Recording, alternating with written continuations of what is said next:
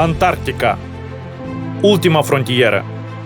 Expediția 9 camarazi neînfricați. 9 prieteni care și-au încredințat viața unul altuia. O călătorie spre necunoscut și în căutarea unor răspunsuri, testarea limitelor și descoperirea unei lumi noi. Prima expediție a conaționalilor noștri pe continentul înghețat, la capătul Pământului.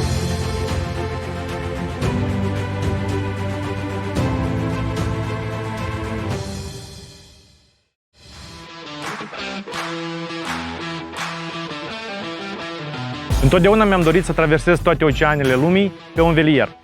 După experiența fantastică pe care am avut-o în 2019, când am traversat Atlanticul de Nord din Islanda în Groenlanda, Antarctica a fost cumva o alegere firească, mai ales alături de aceiași 8 prieteni neînfricați.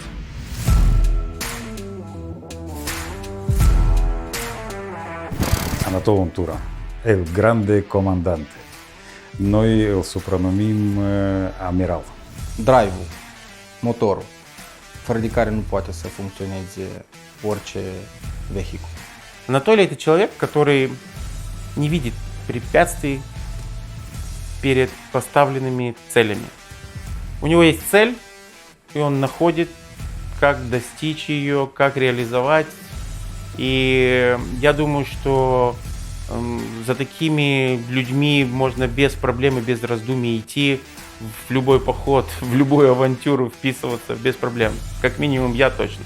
Este așa o persoană care trăiește pe pământ, pe care o cheamă Anatol Untura și care are o capacitate fenomenală, nu știu cum reușește lui, dar reușește să adune în jurul său oameni buni și care se completează bine între ei. A profilat și ca persoana responsabilă de noi toți, deci era cel care avea grijă ca noi să mergem și să ne întoarcem în siguranță. Cu brio a realizat tot și acum sunt foarte impresionat cum a făcut-o.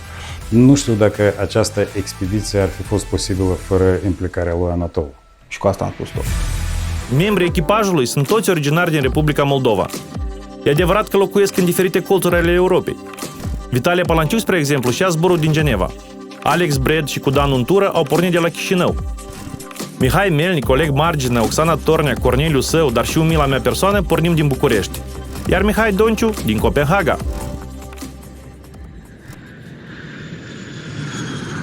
Drumul spre Antarctica începe cu un zbor lung spre Argentina.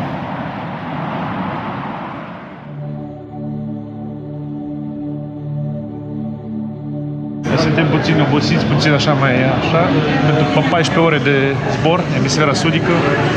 Am traversat ecuatorul și uite, mergem înainte spre zborul spre Ushuaia. Destinația noastră, penultima destinație și ultima destinație pe aer, că în rest mergem pe barcă. Deci suntem în Buenos Aires, decolăm spre Ushuaia. Aici sunt vreo plus 33 de grade, e ora 11 și e așa de cald ca într-o zi frumoasă de august, călduroasă. Și iată, noi în curând decolăm spre ultima destinație. Cineva revoltat zice, uite, am stat 3 ore în aeroport, am așteptat, a fost întârziere la avion. Comparând cu faptul că tu ești 6 zile, stai pe barcă și nu se întâmplă nimic decât valuri și tot aceiași oameni, zâmbești și-l ascult și mergi mai departe.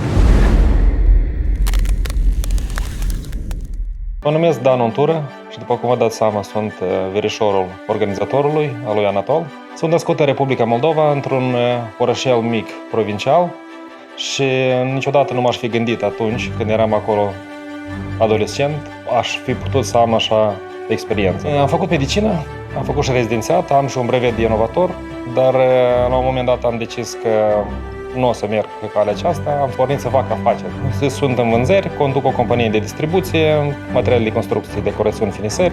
O a doua parte mare a vieții mele sunt motocicletele. Am deja 25 de ani de când conduc 2 roți. Pentru mine motocicleta nu este doar un moft de weekend, este chiar și un mijloc de transport pe care merg în fiecare zi la serviciu. Anul acesta, spre exemplu, am de la începutul sezonului. Am, cred că, vreo 10.000 de kilometri făcuți. În 2011 a fost prima distanță mai mare, am fost în China și după care a urmat Thailanda, Vietnamul, Cambodgia, Cuba. Expediția în Antarctica a fost mult mai dură și mai solicitantă și aici sunt mai mulți factori. În primul rând timpul, în al doilea rând faptul că ești într-o zonă unde ești absolut pe cont propriu. Din avion vedem cel mai lung lanț muntos din lume, Anzii Cordelieri. 7600 de kilometri de masive muntoase, vârfuri cu zăpezi veșnice, dar și frontiera dintre Chile și Argentina. Mai avem aproape 2 ore de zbor până Ushuaia, acolo de unde începe adevărata noastră aventură.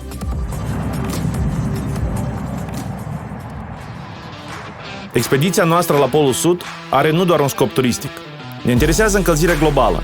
Vom discuta cu climatologii de la stațiile polare despre schimbările de temperatură, vom prelua probe de apă pentru a studia ulterior schimbările din ADN-ul microorganismelor și vrem să înțelegem ce se întâmplă cu planeta noastră, din prima sursă, aici, în zonele polare. Și-al bătrân îți zici la și-al meteal. Bă, ne apropiem de dânșă și nu mâncăm. Cine merge? Păi cu niște băieți, niște bărbați. Îi cunoști? Pe unii da, pe alții îi cunoaște. Dar cum să mergi acolo? Și eu rămâneam siderată în fața întrebării pentru că pentru mine întrebarea nu s-a pus niciodată. Și niciodată nu m-am blocat în ideea că ok, eu sunt fată și poate nu se cuvine, poate nu e cazul. Și din fericire n-am avut parte de o educație în acest sens. Sunt Oxana Tornea, sunt singura femeie care a participat în expediția din Antarctica. În viața de zi cu zi, în prezent, lucrez ca manager financiar într-o companie mare din România, din domeniul comerțului online. Am foarte multe pasiuni, navigația fiind una dintre acestea. Dragostea mea foarte mare este pentru not. De fapt, tot ce e legat de apă mă pasionează și mă atrage din copilărie, notul fiind pasiunea mea cea mai mare. Anual, cu excepția situației din acest moment, not cam tind spre 1000 de kilometri în diverse mări, oceane, lacuri și am început să navighez foarte mult în ultimii 2 ani de când mi-am luat brevetul de conducător de embarcațiuni. Până acum am vizitat 6 continente din 7, am mai rămas Australia. Antarctica este un vis de mai de mult. Mama, suntem în Antarctica! Eu întotdeauna am fost atrasă să descoper locuri noi și locuri îndepărtate. Când eram mică citeam foarte multe romane din acestea de aventuri, de călătorii, Jules Verne. Acolo cred că mi s-a stârnit pasiunea asta de ok, hai să vedem ce e dincolo de orizont, că cine știe, poate e ceva frumos. Viața e scurtă și prețioasă și atunci dacă vrei să faci ceva, atunci e bine să o faci. Pentru muritorii de rând, există mai multe modalități de a ajunge pe continentul înghețat. Zbor charter de 2 ore din Punta Arenas, Chile, aproape 6 ore de zbor din Cape Town, Africa de Sud, călătorie marină de 7 zile cu nava de pe insula de Sud, Noua Zeelandă. Am ales pentru aventura noastră cel mai periculos și solicitant mod de a călători. 20 de zile de aventură adevărată, intensă. Vom porni din portul Ushuaia și vom naviga prin canalul Beagle, pe lângă faimosul Cap Horn, prin legendarul pasaj Drake, care e și cel mai periculos loc de pe planetă, ca într-un final să ajungem pe peninsula Antarctică, în apele Mării Weddell. Să admirăm insule care nu au prea văzut turiști, apoi spre sud, spre stațiile științifice polare, ca să revenim într-un final pe continentul argentinian. Inițial nu eram sigur că voi merge în Antarctida, din motive financiare. Însă mai apoi sentimentul că nu voi mai avea așa o ocazie m-a făcut să mă decid în ultimele 2 zile. Mă numesc Donci Mihai, am 27 de ani, sunt cel mai tânăr membru al echipei. De 7 ani locuiesc în Danemarca, unde mi-am făcut studiile și locuiesc acolo împreună cu familia. Lucrez într-o companie de logistică. Logistica este un job stresant de oficiu, o rutină zilnică, de la oră la oră. Iar sailing-ul a făcut să trec cumva peste această rutină mai ușor, sau locul unde pot să mă degajez. Am reușit să ne împlinim visul exact înaintea închiderii frontierilor din cauza pandemiei. Întreaga noastră călătorie s-a întâmplat și a fost filmată înainte de epidemia provocată de noul coronavirus. În timpul traversadelor, dar și în Antarctica, vom fi rupți cu adevărat de lume. Nu vom avea internet, nu vom avea rețea, doar un Wi-Fi slab și doar la unele baze polare. Jurnalul nostru de bord îl vom transmite prin conexiunea satelit, care e o conexiune foarte slabă, de 2,5 kilobits, adică o poză mică se transmite 4-5 ore. Cam acum o debarcare mai târzie. Надо было очень поздно ложиться и очень рано вставать. И я всегда с пониманием к этому отношусь, потому что я знаю, что лучшие кадры всегда на рассвете, либо ночью, когда там вот тишина вокруг.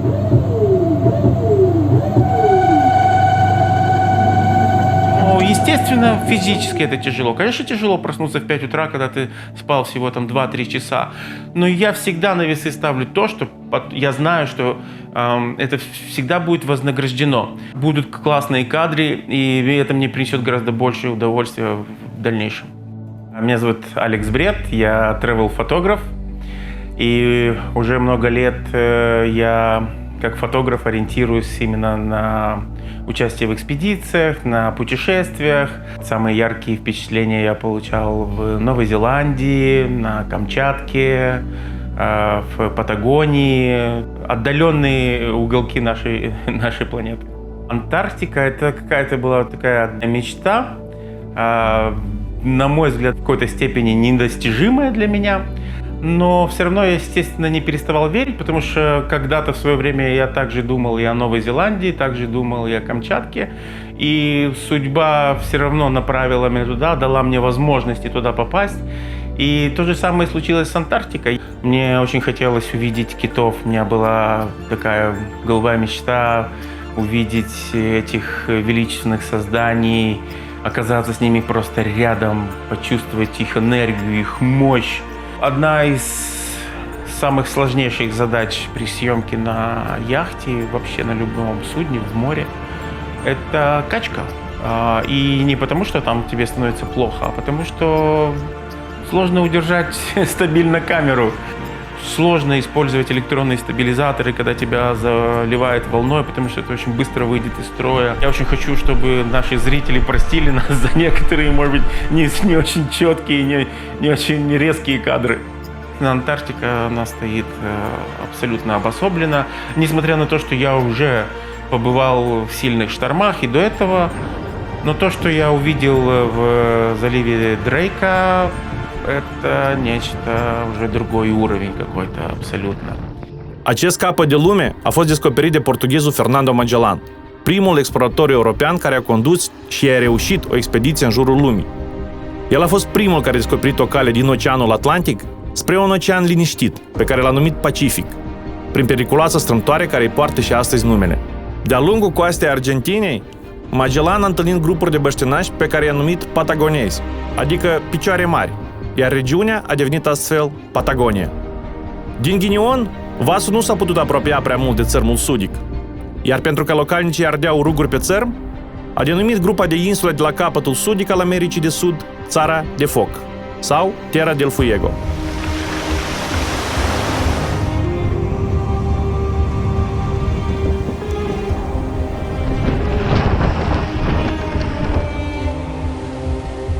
Barca totuși este un spațiu închis, spațiu limitat și oameni care se înțeleg pe mal foarte bine, ajungi într-o asemenea situație, s-ar putea să reacționeze mai inadecvat sau mai ciudat, mai atipic.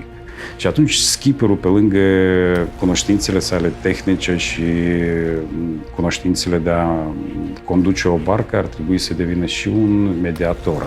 Ar trebui să știe să aplaneze conflicte, să liniștească unul care este mai agresiv sau să susțină pe altul care intră în depresie. Skipper, comandantul unei bărci de dimensiuni mici, de până la 24 de metri. Ajutorul capitanului pe navele mai mari. Mă numesc Oleg Margenan, m-am născut în Republica Moldova, în nordul Republicii. După colegiu am intrat la facultatea de medicină de la Chișinău. După absolvirea facultății am profesat vreo jumătate de an și mi-am dat seama că am nevoie de altceva. Și printr-o conjunctură am ajuns în București în 1999.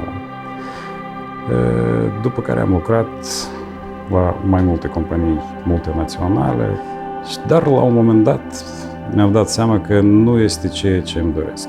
Exact în momentul acela a apărut în viața mea sailing-ul. Sailing-ul care a fost un microb, nu știu, microbul care îl aveam în sânge din copilărie.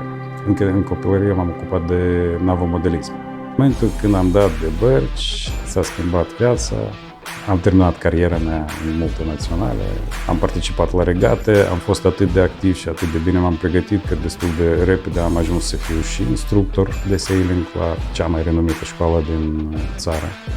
Și tot așa am continuat. Deci, cumva, toate activitățile mele profesionale s-au concentrat în jurul bărcilor. Am ajuns într-un final glorios și în Ushuaia, fin del mondo, sfârșitul lumii, capătul pământului, spuneți cum vreți. În Buenos Aires am avut 35 de grade, o umiditate maximă, o căldură pur și simplu insuportabilă. Și acum avem plus 5, dar localnicii deja au zis că e cea mai călduroasă zi anul ăsta, vara asta, că la ei e vară. În Moldova și România ninge, iar iarna și intră în drepturi. Aici, în Patagonia, e cald ca vara la Vama Veche. Astăzi a fost o zi anormal de caldă. 25 de grade, acolo unde norma pentru această perioadă e de 5-7 grade. Noi suntem deja în mașina care am închiriat-o, o mașină în care încap 5 bărbați mari cu fiecare cu câte 2 genți. Ia uitați-vă în spate ce se face la noi.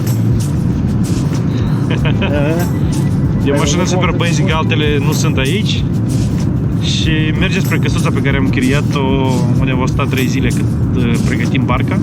Suntem pur și simplu blindați de bagaje, de echipamente, de sailing, de filmări, de tot ce vrei. Portbagajul e și el plin.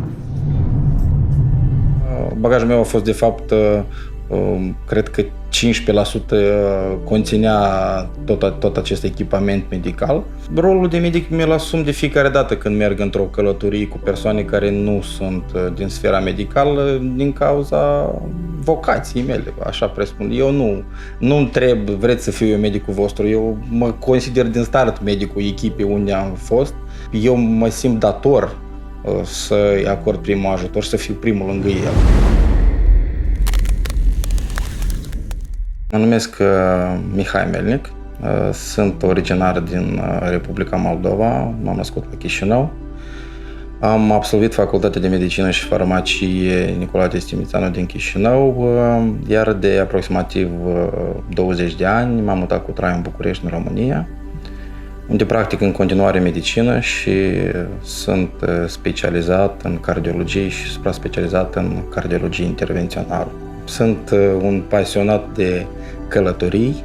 Pasiunile mele sunt legate atât ce înseamnă apă, pământ, cât și aer. Îmi place să pilotez avionul și în curând trebuie să dau chiar să-mi susțin licența de pilot. Regăsesc, mi-am refulat practic în aceste hobby pentru a mă putea deconecta de meserii. Ești Homo sapiens, nu ești un robot și trebuie să înțelegi că există și altceva în afară de jobul tău. We came here for sailing. Prima dată când de fapt chiar am urcat pe o barcă cu vele, cu toată sinceritatea, am avut o experiență surprinzător de plăcută și o atracție nebună pentru sailing, neștiind ce înseamnă sailing până atunci.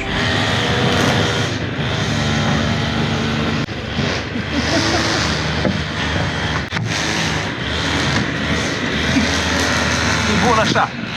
Hai că am ajuns acasă.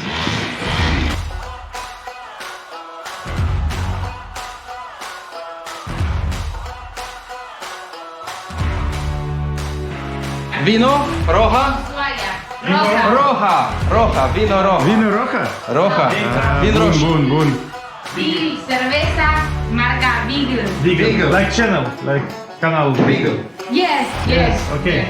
Proprietara ne recomandă berea locală Beagle, în cinstea renumitului canal Beagle, prin care Oceanul Pacific comunică cu Oceanul Atlantic.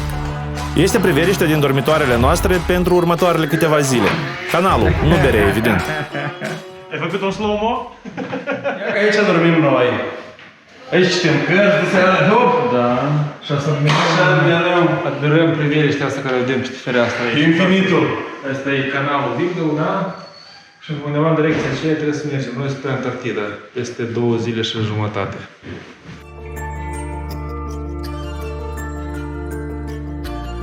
Undeva în îndepărtare înnotau balenele și noi la sute de metri făceam băi. Conștientizarea că energia asta pură a naturii, animalele astea care sunt un fenomen de multe mii de ani care sunt pe acest pământ și noi și între același timp Antarctida, oameni la capătul lumii, îmi pare ceva fenomenal.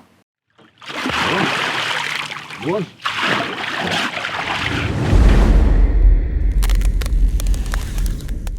Mă numesc Corneliu Său, sunt băștănaș de Republica Moldova, de 2 ani locuiesc în București. Avem un business în domeniul fabricării și vânzării mobile. Sunt pasionat de nebunii, de infinituri și una dintre ele este yachting-ul. Vreo 5-6 ani în urmă am avut un stres destul de mare legat cu serviciu. M-am supraepuizat într-o perioadă mai lungă când am muncit zi de zi și am început să caut sursele de energie, cum pot să mă restabilesc. Aici au început călătoriile mele. Am fost în Peru, în Amazon, ca la șamani, am fost în India, am fost în Tibet, am fost în Kathmandu, adică în Nepal. De fapt, noi nu plecăm undeva, noi ne căutăm pe noi. Deci noi căutăm stările în care ne auzim mult mai bine. Și în stările astea dificile sau de limite existențiale, noi cred că venim mai aproape de copilul cel interior al nostru. Și Antarctida nu a fost o excepție. De fapt, ne-am dus la capătul pământului ca să ne regăsim. Capitala țării de foc, sau Fin del Mundo, cum îi zic localnicii, este inima acestor ținuturi pustii și sălbatice. Ushuaia, cel mai sudic oraș din lume, este de fapt un golf imens, înconjurat de ape, cu aeroport și port. Oraș care trăiește mai mult din turism. Hai să vorbim cu tine în română. Tu înțelegi română sau numai spaniolă? Ce limbă vorbești tu? Nu am avut moment de ezitare. Eu deja eram pregătit moral mai de mult și înțelegeam că și mi-o asumam că plec în așa o expediție, avem încredere în echipaj. Dacă îmi spuneau că mergem pe un dinghy din cauciuc, doar cu un motor mic, dar băieții, colegii îmi confirmă că ajungem bine, plecam și pe un dinghy. Eu sunt Vitalie Palanciuc, originar din Republica Moldova. La moment stau în Geneva. Am plecat din Republica Moldova în 2001, degrabă 20 de ani. Am călătorit în mai multe țări, adică am lucrat în mai multe țări. Mi-am făcut cariera în finanțe corporative. Lucrez într-o companie internațională de IT. Una din pasiunile mele sunt călătoriile și cred că ultima experiență în Antarctida a fost picul călătorilor pe care le-am avut. Am fost în 86 de țări până acum. Țările pe care le-am vizitat au fost și mai exotice și mai puțin exotice. Când eram mai tânăr, nu credeam că motocicletele vor fi o parte a vieții mele așa de importante. Au devenit, cred că când am ajuns în Elveția, am trecut printr-un moment mai dificil în viață și îmi trebuia o ieșire, o ancoră sau un element care să mă ajute să ies dintr-un stres destul de mare pe care îl aveam. Ne-a luat o jumătate de an să pregătim această expediție. Dar și așa, ajunși în Ushuaia, am mai avut nevoie de 3 zile să punem totul la punct. Și aici vorbesc despre barcă, despre medicamente, despre comunicații, despre echipamentul de salvare și, desigur, despre provizii. Pentru că acolo, pe continentul sudic, nu sunt magazine, nu ai de unde cumpăra nimic. Barca Basileus și cei 2 navigatori experimentați ne așteaptă, dar până atunci mergem să sărbătorim faptul că am ajuns cu bine în Argentina. Restaurantul Volver, o atracție locală cunoscută în toată lumea pentru crabii săi super fresh și vinul extraordinar de bun. E un restaurant de familie, deschis de peste 30 de ani. Prețurile sunt de 2 ori mai mici ca cele din Chișinău și cam de 4 ori mai mici ca cele din București. Și am ajuns la cel mai renumit restaurant cu crabi. Pentru început am comandat o supă de crabi, sper să fie ok și chiar ar trebui să fie după ratingul pe TripAdvisor sau nu mai știu ce ratinguri au fost aici. Este cea mai tare cârciumă din această localitate. Ne așteaptă 3 săptămâni de vânt, de paharul cu vin la toate părțile. Dar asta e și aventura. Și ca să facem un mic legământ, pentru că înainte de oricare expediție sau lucru mare trebuie să faci un legământ cu alte forțe ca să meargă totul bine. Și legământul nostru, legământul mic, colectiv, să fie ca după ce ne întoarcem să fim tot aici. Conquistador, numele Mihai.